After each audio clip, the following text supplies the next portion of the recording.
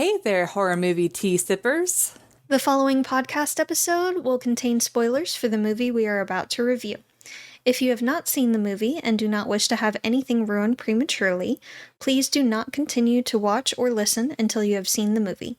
And welcome to the Horror Movie Tea Podcast.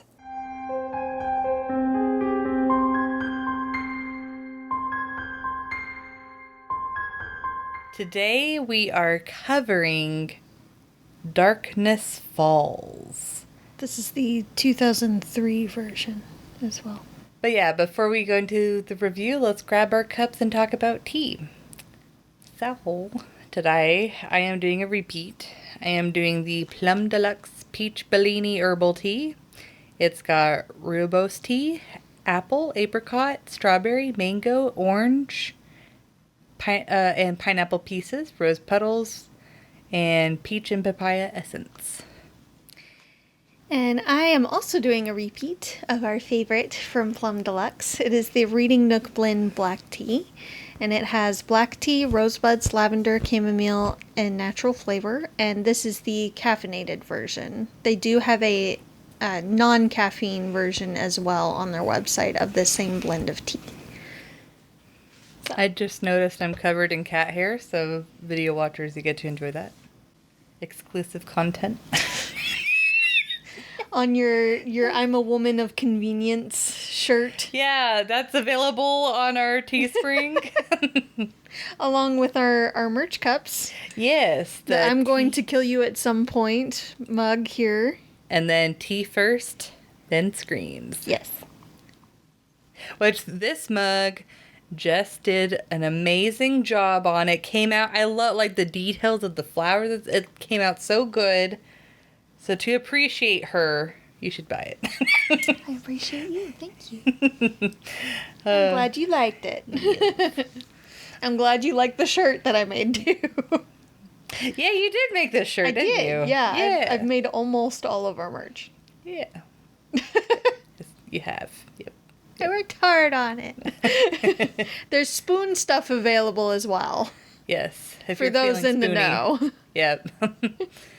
But thank you to Plum Deluxe for allowing us to continue to do what we love. And for our tea sippers out there, brew yourself a cup of tea, sit back, relax, and we hope you enjoy the review. So for Darkness Falls, it's a horror movie version of The Tooth Fairy. It's kind of like, almost like a cross between, like, it's kind of like Lights Out. Yes, it's like an early Lights Out. Yeah. That's actually how I've described it to other people. Yeah. There's not really a huge summary. Okay, so this kid gets attacked by the Tooth Fairy, and his mom dies. Peaked. Yeah, because he peaked. And his mom dies instead, and he gets put away. And then it's like 10 years later? 15 years? Something like that. It's his childhood friend's brother that's going through the same thing. And so his childhood crush's brother. Yeah. And so he's like, let's go take care of her. And yeah, I have to show you the fairy that's on my my Notion. Okay. Anyways, I thought that was funny because I was like, tooth fairy. But anyways, so for entertainment, So random. So whenever you had told me about this movie, I initially was like, oh, I don't remember seeing this movie. But then when I actually watched it, I'm like, oh, I have seen this movie before. I just literally forgot I had seen it. It's like a background nostalgia movie. See, maybe it's because of the time that I watched it, or because I don't remember exactly when I had watched it. I think as like an older teen or early 20s. But anyways, that's fair. You didn't get into horror movies really until a little later anyway, right? Yeah, like deep into horror movies. Yeah. Yeah, because I was a chicken growing up. And then I used Not that. much has changed, really. Yeah, but now I'm just like so dead inside from all of the That's horror fine. movies that Yeah. nothing scares me much. We've seen so much. Yes. Yeah. Yep. But like honestly, this movie is a 6.75, and it's because it's got quite a bit of early 2000, late 90s horror movie flaws. Yeah. Like, the that's fair. movie itself has some pretty good tension, but my biggest complaint is it has a little too many jump scares. Yeah. That's fair. Yeah. And also, they set up rules for the Tooth Fairy to follow, but she doesn't stick with them. So, like, who she targets is inconsistent, because they're like, oh, if you see her, you'll die. But then there's this guy that was in the forest in one of the scenes, and he dies immediately, and he didn't even see her. Tree. Oh, he did see her Yes. in a tree. Okay. But it's like, I do Pretty feel... sure he even asked, what was that? I don't remember him actually seeing her. But regardless, like... It's like you're targeted, but then she'll also like kill whoever is like in her path. Yeah. But I am glad that they actually committed to the monster dying. Yes. Which I feel like is more common in that era of film. And it's like later 2000s where we get more of the, oh, well, just kidding, they're not really dead. Which, come on, just... To be continued. Yeah. It's just because they want to potentially be able to make a franchise out of it. Yeah. Well, I guess kind of looking back, Halloween has done that. Mm-hmm. And also... Freddy. Yeah, thank you. Nightmare on Elm Street. Mm-hmm. They both have done that in their older movies. And Jason. Yeah. But anyways, I thought it was appropriate for them to actually... Oh, God. Just kill them off. I thought it was appropriate that they actually killed off the monster and didn't try and...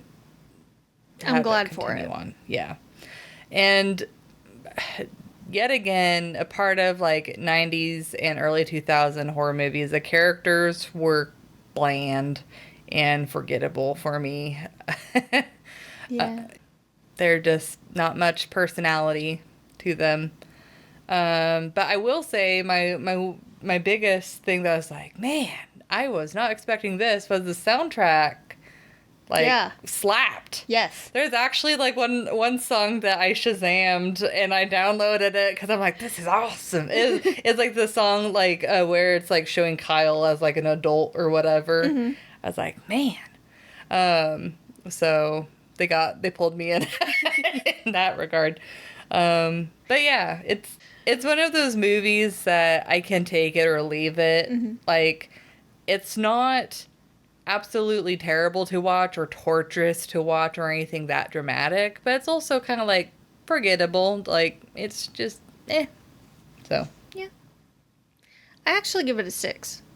Oh, like, I would give it higher, but that would be just because of nostalgia glasses, honestly, and even that can't really give it too much more because it does fade into the background.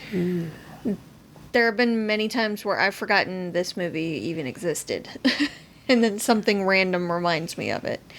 So, I can't tell you how many times I have seen this movie, and I still don't remember their names. At all. I can tell you loosely what happened in the movie, and certain scenes stick out in my mind in particular, but on the whole... it's very much a passing the time kind of movie. Yeah. Like, you don't necessarily need to pay full attention to it.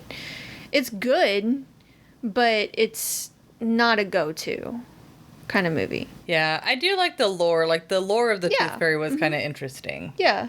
And the rules that they set up for her was interesting. If but- they had stuck to it a bit more, Yeah. that would have been a little bit better. But had it characters was a with little better arbitrary. Yeah. personality. Yes. Yeah. Yeah. Stronger character. And stronger character development, too. Yeah. Not really much changed. Yeah, I completely agree. And maybe because I was trying to pick out, like, what about this movie was, like, made it bland. And it just kind of seemed like a cookie cutter horror movie. Yes. They didn't really give a whole lot of effort. No. There was not really much development. There's a monster. He comes back to fight it when he's older. The end. Yep. Yeah, pretty much. Like, there's not really much growth. Yep. So, I mean, yeah, certain people actually believe him now, but I mean,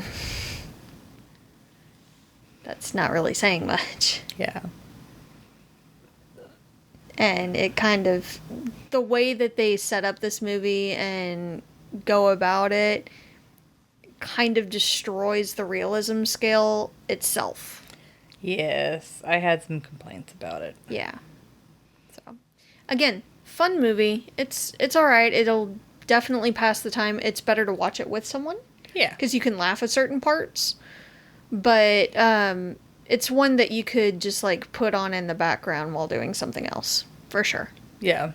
Yeah, I feel like they also could have, I don't know, I kind of wish the Tooth Fairy didn't have the mask. Yeah. And it's more like hooded. Yeah. And then whenever she sees you, she like pulls up and you just see like the disfigurement or like, yeah. Because that was the whole thing, is like she was disfigured from being burned. And yeah, that's why you weren't supposed to look at her. Yeah. But yeah. Yeah. So. It was just a movie. Like, good, but background. You'll probably forget about it after a while. Yeah. But for realism, The effects could have been better, too. Sorry. Go ahead. early 2000s though. Yeah, I know. It's just definitely dated. Yeah. For realism, I give it a 2. My biggest complaints was first, Kyle, which was the guy that was attacked as a child. Oh, that was his name. Yep. I wrote it down. But of course I wrote these notes while I was watching the movie, so it's fresh on my mind. I battling a 5-month-old, so.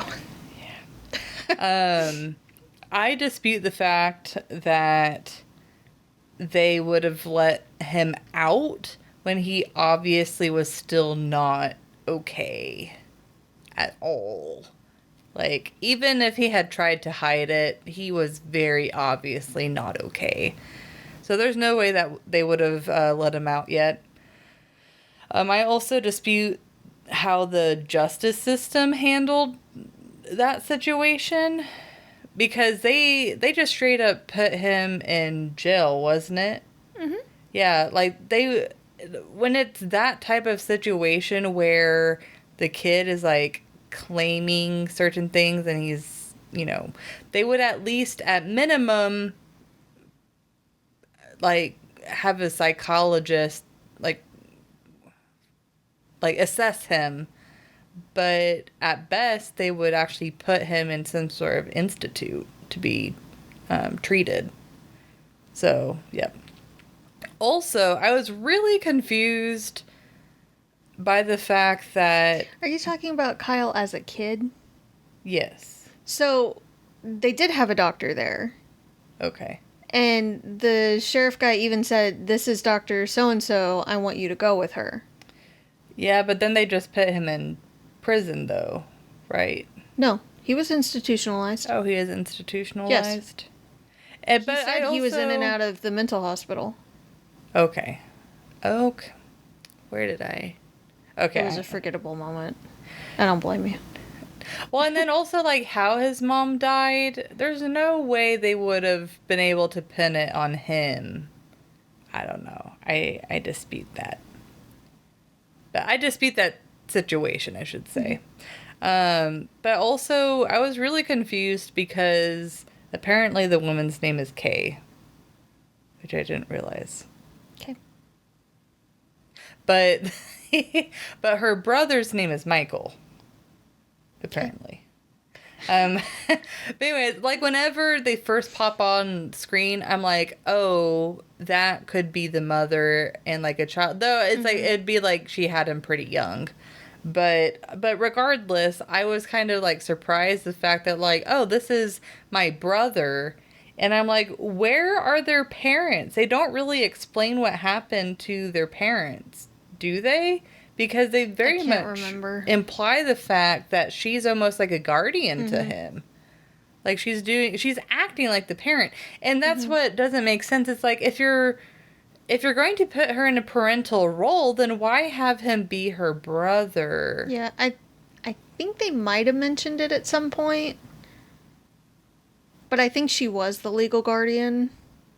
Because otherwise she wouldn't have been able to make medical decisions. Yeah. And sign off. Yeah.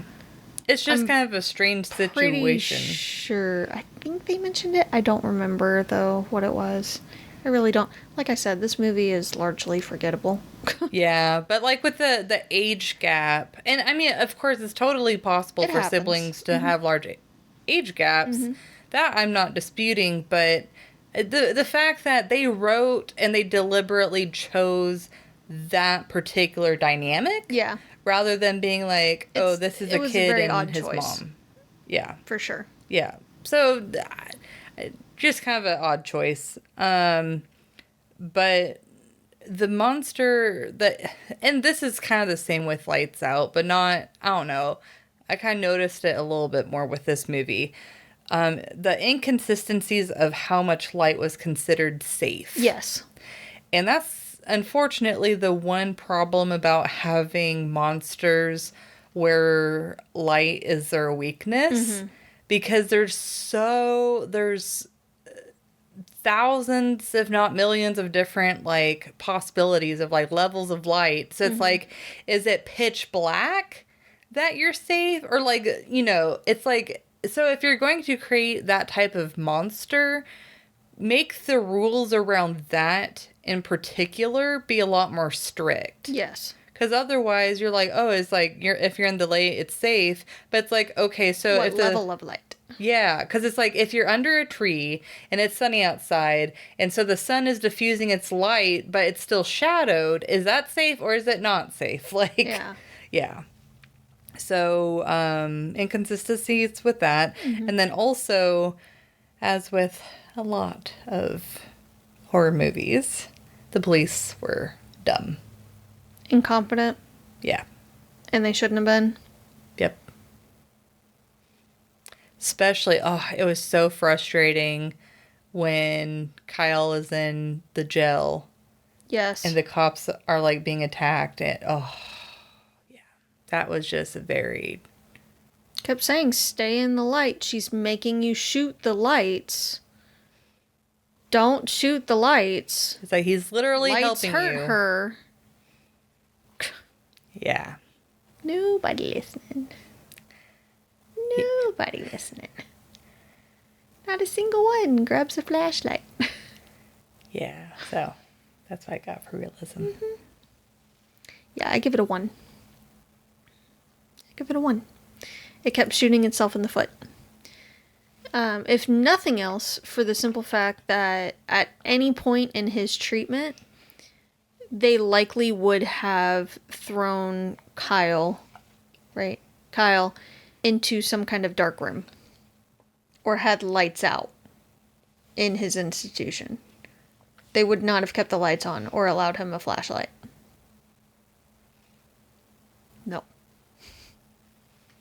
No. I'm not buying it. So, he spent how many ever years? At least 10? At least 10? Avoiding her and staying in the light? I'm not buying it. No. Because it's like in facilities like that. They have very strict times and everything. Well, and then they also, if they know that you're actively afraid of something, they want to do exposure therapy, Yes. just like what they were doing with Michael. Yeah. Even in small increments. And if they had done that, they would have noticed different, like, scratches and gouges and other injuries on him. And that, I feel like, would have turned into other kind of experimentation. Or at the very least, some kind of camera or something. Because either he's doing it to himself, or if these injuries are showing up while he's, like, strapped down, then something else is going on, clearly, and they got to figure out what it is. And I feel like that would have also made a really good movie. Yeah. Yeah. Because, like, that's the one thing that some movies do a really good job at. I'm thinking the third Nightmare on Elm Street as one example, where you have these doctors that are trying to do what they know to help you, but you know for a fact that what they're doing is the very last thing that you need. And I do kind of like that dynamic because it makes it really tense and frustrating because you're like, come on, just like listen to him. And it's scary in a different way. Yeah, because it's like you can totally see listening to you. Because it's like from the doctor's perspective, you can totally see why they would not take their word. Mm-hmm. It's like they deal with patients every single day. They say some, really interesting things. Yeah, out there stuff. It's like they have no reason to believe him. Or if they sound hysterical, their response is generally, if they can't calm them down, to give them a sedative. Yeah. Yeah. So, yeah, it's, I'm not buying that he didn't get got well before then. And the fact that, what's-her-face, Kay?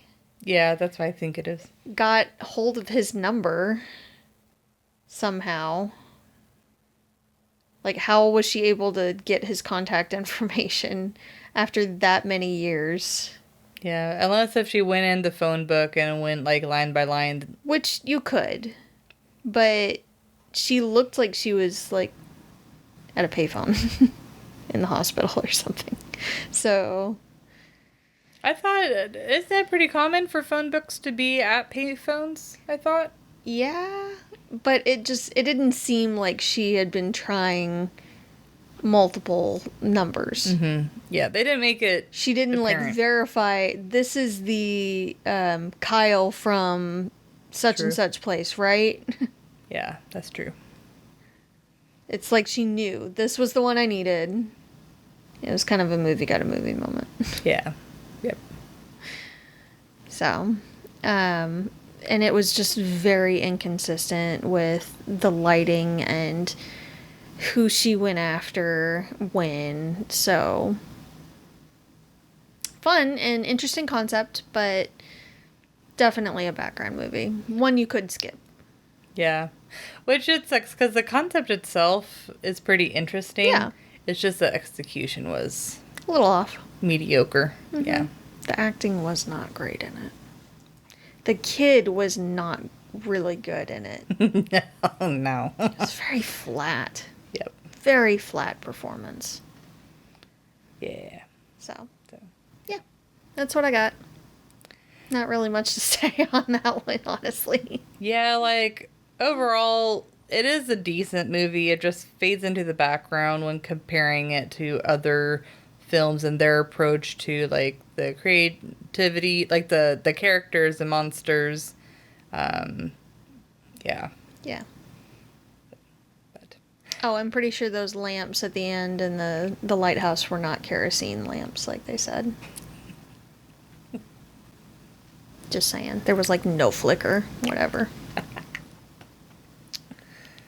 Well, so thank you for joining us today and let us know what you thought of the movie. If you'd like to recommend a movie, game, or tea, you can leave us a comment or join our Discord. And if you'd like to keep up to date with our content, you can find our link tree listed below. And if you'd like to support us monetarily, we have a Teespring and PayPal, or we have our affiliate link with Plum Deluxe available. It does not affect the price of the tea, but it does allow us to continue to do what we love. And you can find all of the sites mentioned linked down below. And until the next time, guys, stay safe and stay spoopy. Bye!